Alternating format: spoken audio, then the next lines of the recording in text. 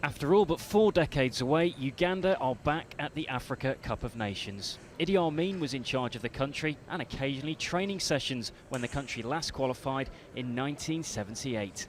Uganda reached the final that year only to lose out against hosts Ghana. The footballing gods have conspired to throw the two teams together again 39 years later.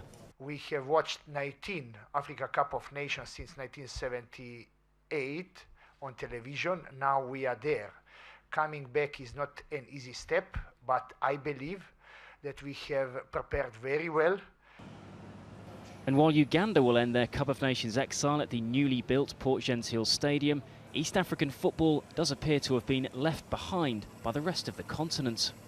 Uganda are the only East African country to have qualified for this tournament, and hasn't been an East African winner since Sudan took the title back in 1970. The region hasn't even hosted the event since Ethiopia did so back in 1976, and that won't be changing anytime soon, with Cameroon, Ivory Coast and Guinea the next 3 host nations. This Ugandan sports writer told me that despite the team's recent success, he worries about his country's lack of investment in football.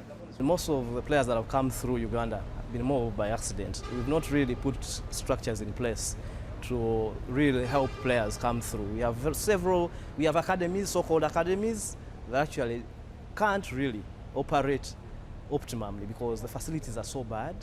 The Confederation of African Football say that while they can offer some financial and technical support, individual countries also need to up their game. The West and the North, to a certain extent, are ahead in terms of, I wouldn't say quality, because quality is everywhere, but in terms of representation and performance at the Cup of Nations, yes, there's a lot of work to be done from that perspective, and that work belongs to the member associations together with the Confederation to improve the results at the highest level. It all means for now this team is representing not just a country, but an entire region of Africa. Andy Richardson, Al Jazeera, Port Gentil, Gabon.